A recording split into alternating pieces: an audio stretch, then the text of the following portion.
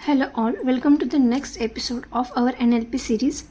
और NLP series का अगला इम्पॉर्टेंट पार्ट है anchoring. Anchoring is most of the time बहुत जगह यूज़ होती है, जैसे कि स्पीच हो, कम्युनिकेशन करना हो, उस जगह एंकरिंग का बहुत ज़्यादा यूज़ होता है, क्योंकि हम एक इवेंट से दूसरे इवेंट्स तक कैसे स्टिमुलस यानी स्पेसिफिक इवेंट्स को एसोसिएट करके आगे का इवेंट हमारे दिमाग में जनरेट करके हमारी स्पीच डेवलप करते हैं। और ये एंकरिंग बहुत ज़्यादातर जो बोल के काम करते कम्युनिकेशन में होते हैं, वो लोग बहुत ज़्यादा एंकरिंग का यूज़ करते हैं, जैसे कि उनका एक कंटिन्यूटी रह जाए उनके स्पीच में, एक इवेंट से दूसरे इवेंट को एक कनेक्टेड यानी एंकर करते हैं। सो एंकरिंग इज़ मतलब लिंकिंग अ स्पेसिफिक स्टिमुलस और उसको एसोसिएट करना इमोशनल स्टेट के साथ, क्योंकि कुछ तो एक मेमोरी ट्रिगर हो, यानी उससे क्या होती है, मेमोरी ट्रिगर होती है। सो एंकरिंग के लिए हम क्या यूज़ करते हैं, जैसे कि टच हो, टचिंग से यानी किसी हमें एक स्पेसिफिक सपोज जैसे कि टच से हमें कुछ तो स्टिमुलस होता है, कुछ तो मेमोरी हमारी जैसे कि जनरेट होती है। सो वर्ड्स हो, किसी स्पेसिफिक वर्ड्स सुन के या पढ़ के हमें उससे कुछ हमारी मेमोरी रिलेटेड होती है। कोई साउंड हो, जैसे कि सॉन्ग्स हो, कोई स्पीच हो, उस तरीके से हमारी कुछ मेमोरी ट्रिगर होती है, हमें कुछ याद आता है। जैसे कि कुछ इमेजेस देखना, कुछ सीन्स हो, पिक्चर्स हो, जैसे कि देखते हैं हम स्कूल की पिक्चर देखी तो हम अपने आप स्कूल की मेमोरीज में जाते हैं। जैसे कि पुरानी फ्रेंड्स की पिक्चर देखी तो हम अपने फ्रेंड्स के साथ मेमोरीज में जाते हैं। जैसे कि साउंड किसी गाने को सुना तो उस गाने से रिलेटेड हमारी जो भी मेमोरीज हैं वो ट्रिगर होती है। फॉर एग्ज़ाम्पल जैसे कि जब भी मैं ओल्ड सॉन्ग सुनती हूँ तो मुझे मेरी जो मदर को बहुत ओल्ड सॉन्ग सुनना पसंद है, तो मुझे वो याद आती है जल्दी से।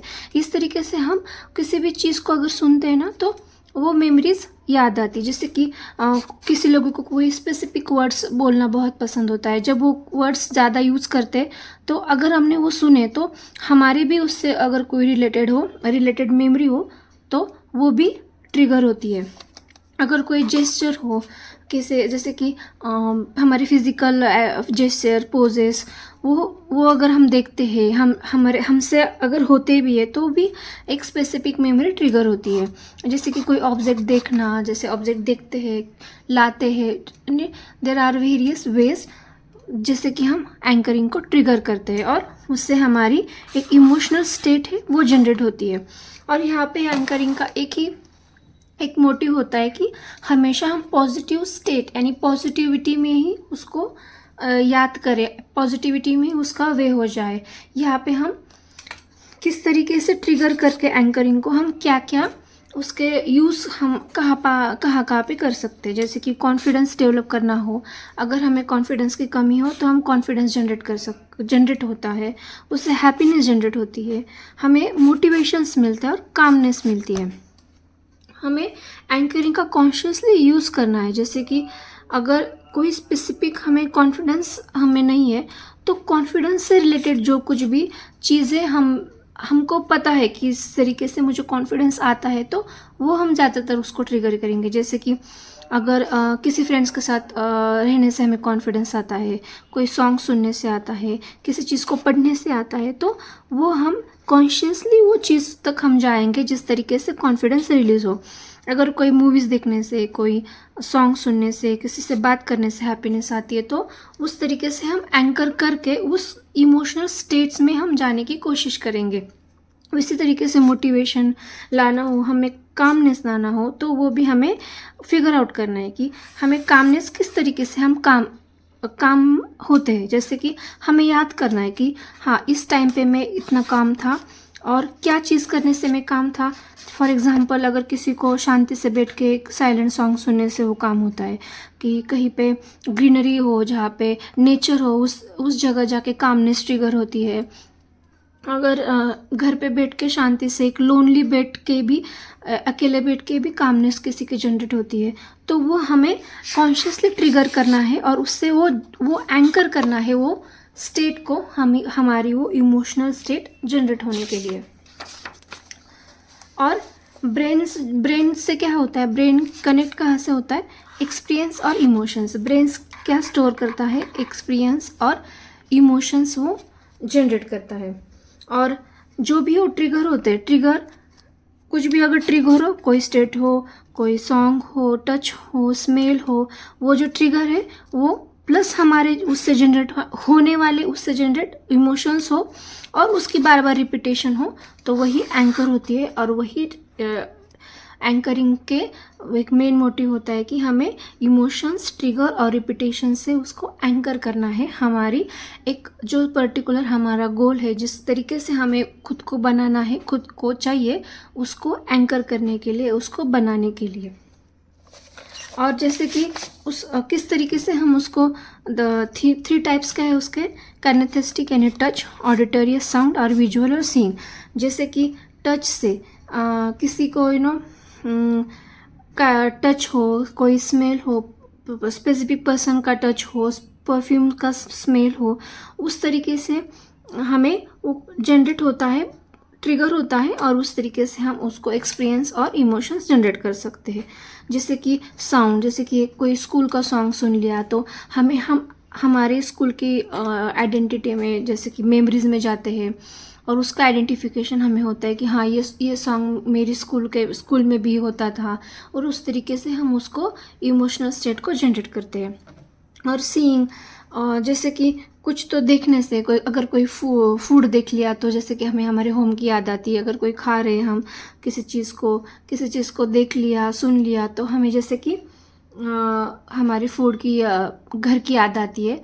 सो इस तरीके से जो कि टच, साउंड, सीइंग से उस तरीके से हम एंकर करते हैं, एक चीज़ को दूसरी चीज़ को कनेक्ट करते हैं और उसी तरीके से हमारी मेमोरी जनरेट होती है। जो कुछ भी हमारे ब्रेन में स्टोर होता है हम उसको यूज़ करते हैं और वही हमारा ट्रिगर होता है एक अच्छी पॉजिटिव इमोशनल स्टेट को जनरेट के लिए। और ये सब हमारा मूड चेंज करता है। अगर आप हमेशा निगेटिव चीज़ को एंकर करेंगे तो निगेटिव माइंडसेट हमारा जनरेट होता है। अगर उसको ही हम कॉन्शियसली पॉजिटिव वे से देखेंगे तो हमारा पॉजिटिव मूड जनरेट होता है और अच्छे से हमारे माइंड को सिग्नल्स जाते हैं कि हमें एक पॉजिटिव थॉट्स करने हैं, अच्छा सोचना है। और इसमें हम जो भी कुछ भी आगे देखेंगे कि उसका यूज़ कहाँ पे होता है। जैसे कि हमें पावरफुल मेमोरी को रिकॉल करना है। अगर कुछ जैसे कि स्टडी हो, कुछ भी हो, हम काम कर रहे हैं, हमें कुछ तो रिकॉल करना है, हमें याद करना है, तो उससे क्या होता है, ये कॉन्फिडेंस बूस्ट करने के लिए बहुत ज़्यादा यूज़ होता है। जैसे कि आप कहीं पे स्पीच दे रहे हो, आपकी मेमोरी अच्छी तो होनी चाहिए, तो वो कुछ रिकॉल करने के लिए वैसे ही हम उसको कनेक्ट करते हैं कि एक जो इवेंट्स होते हैं उसको रिकॉल करके उसको उस इवेंट के साथ, जैसे कि आपने एक चीज़ देख ली तो उस तरीके से हम एक थॉट में जाते हैं। जैसे कि स्कूल का स्कूल एग्जांपल लेंगे हम।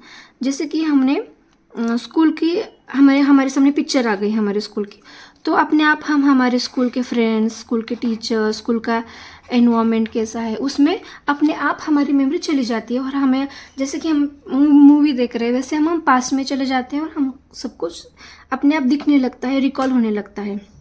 इस तरीके से कॉन्फिडेंस बूस्ट होता है। जैसे कि सक्सेसफुल यानी सक्सेस अगर हमारी हो, वो भी हमें, अगर कोई सक्सेस हमें मिली है छोटी बड़ी, तो वो भी हम रिकॉल करते हैं। उससे भी जो कुछ भी हमारी मेमोरी जनरेट होती है उससे भी हम पॉजिटिव एक हमारा माइंडसेट बन जाता है। जैसे कि अगर आप कहीं पे कोई कंपटीशन में आप विनर हो गए तो वो हमारी सक्सेस में हमारे स्टेट ऑफ माइंड कैसे बन गया था। जैसे कि हम हैप्पी थे, कॉन्फिडेंस हमें बूस्ट होता है, एनर्जी, एक अलग एनर्जी मिलती है, हमें और ज़्यादा मोटिवेशन मिलता है। तो उस तरीके से हमें वही रिकॉल करना है और वही रिकॉल करने से वही हमारी इमोशनल स्टेट अपने आप जनरेट होती है। जैसे कि आप देखेंगे कि अगर कोई हमारे साथ बुरी घटना हुई है, अगर कोई हमारे साथ बुरा हुआ है, अगर वो हमने रिकॉल किया तो अपने आप हमारी माइंडसेट वही दुख भरा होता है और वही हम सैड मोड में चले जाते हैं। और आगे हमें वही फीलिंग इंटेंसीफाई करनी है, उसको बढ़ाना है। जैसे कि हमने दुख के बारे में सोचा, यहाँ पे हम कॉन्शियसली पॉजिटिव ही सोचेंगे। जैसे कि हमने कुछ जो देखा है, जो सुना है, जैसे हमने फील किया है, उसे ही हमें इनसे इंटेंसीफाई करना है और पॉजिटिव माइंडसेट हमें हमारा बनने को हमें सिग्नल देने हैं हमारे ब्रेन को।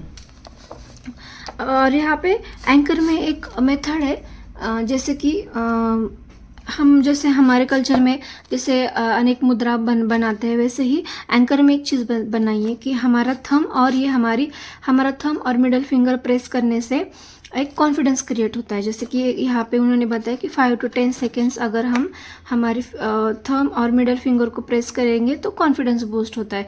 इसे एक हमारे कल्चर में इसको जब हम मुद्रा की तरह देखते हैं, वही उन्होंने यहाँ पे बताया। और यहाँ पे लास्टली हम देखेंगे कि एंकरिंग का सबसे ज़्यादा यूज़ कहाँ पे अभी भी होता है। ये सब टेक्निक्स है ना, लोग यूज़ करते हैं, उसके उस पर स्टडी करते हैं, लेकिन हमको नॉर्मली ये सब पता नहीं होता था। और ये सब मुझे भी अभी पता होने लगा है जब भी मैं इसके बारे में रिसर्च कर रही हूँ। सो पब्लिक स्पीकिंग में, और ये मैंने देखा है जब भी हम कहाँ पे स्पीच देते हैं, हमारा कुछ भी स्कूल में जब मैं कंपटीशन में पार्टिसिपेट करती थी तो इस तरीके से मैं करती थी। जैसे कि कीवर्ड्स हो, उसको इवेंट्स में इमेजिन करना, विजुअलाइजेशन करना, एक चीज़ को दूसरी चीज़ से लिंक करना, ये सब हम यूज़ करते हैं, लेकिन हमें ये पता नहीं होता कि ये सब एंकरिंग ही है। कॉन्फिडेंस बूस्ट करना हो, इंटरव्यू में हमें काम और रिसोर्सफुल स्टेट यानी शांति, और रिसोर्सफुल स्टेट यानी हमें सब पता है। रिसोर्सफुल यानी हमारे साथ अच्छी इन्फॉर्मेशन है, जिसके बारे में भी हम इंटरव्यू देने वाले हैं, उसके सब रिसोर्सेस हमारे पास है। ये सब हमें रिकॉल करने के लिए एंकरिंग बहुत अच्छे से यूज़ होती है। एग्ज़ाम में जैसे reduce nervousness and improve focus और नर्वसनेस इम्प्रूव करने के लिए हम एंकरिंग का बहुत अच्छे से यूज़ करते हैं। जैसे कि वो अच्छे जो ट्रिगर होते हैं उसको एसोसिएट करके हमारे मेमोरी को हम हमारी नर्वसनेस और हमारा फोकस भी इम्प्रूव कर सकते हैं। जैसे कि अगर हम एग्ज़ाम में वो चीज़ ट्रिगर करेंगे जिससे हमारा फोकस इम्प्रूव होता है। ऐसा नहीं होता कि हम कभी फोकस होते ही नहीं, हम बहुत बार अच्छे से फोकस होते हैं और हमें पता भी होता है कि हाँ मैं अभी फोकस है, स्टडी कर रहा हूँ, तो उसको ही हम वही चीज़ को हमें हमारे दिमाग में लाना है, उसको ट्रिगर करना है और उसी तरीके से हमारी इमोशनल स्टेट जनरेट होंगी। जैसे कि हमें वो उस चीज़ को याद करना है जिसमें हमारे बहुत अच्छे से मार्क्स आते थे, जिस टाइम में हम अच्छे से बहुत स्टडी करते थे, उस टाइम की हमारी स्टेट ऑफ माइंड क्या होती है, उसे हमें याद करना है, उसे ट्रिगर करना है और वही हमारी इमोशनल स्टेट बनेंगी। जैसे कि पेरेंटिंग में भी उसका यूज़ होता है। जैसे कि लर्निंग पॉजिटिव इमोशंस जनरेट करने हो, अगर पेरेंट्स चिल्ड्रंस को पॉजिटिव और लर्निंग ट्रिगर करना है तो हमें उस टाइप का एक माइंडसेट हम हमारे खुद में भी और बच्चों में भी ये ट्रिगर करना होता है किसी न किसी तरीके से उसको। जैसे पॉजिटिव इमोशंस कब जनरेट होते हैं, जब हम हैप्पी होते हैं, घर में हंसी मजाक होता है, तो उस तरीके से हमें फिर वो वापस जनरेट करना है हमारे घर में वही एनवायरनमेंट, सो वो इमोशन स्टेट ट्रिगर हो जाएगी। और लास्टली स्पोर्ट्स में भी पिक परफॉर्मेंस करने के लिए भी एंकरिंग का बहुत ज़्यादा यूज़ होता है। सो लास्टली NLP जो है ये एंकर हम सिर्फ कॉन्शियसली क्रिएट कर रहे हैं। हमारी डेली लाइफ में तो ये होता ही है, सिर्फ हमें पता नहीं होता कि किस तरीके से एक चीज़ स्टिमुलस बन के अलग अलग तरीके से हमारी इमोशनल स्टेट जनरेट होती है। एक चीज़ अलग अलग स्टेट को जनरेट करके कैसे हमारी इमोशनल स्टेट बनाती है अनकॉन्शियसली। सिर्फ यहाँ पे NLP में हम कॉन्शियसली कर ले, सिर्फ हमारा स्टेट ऑफ माइंड पॉजिटिव तरीके से बनाने के लिए। सो ये था एंकरिंग का पार्ट। सो नेक्स्ट लेक्चर में हम NLP का नेक्स्ट पार्ट देखेंगे। So thank you.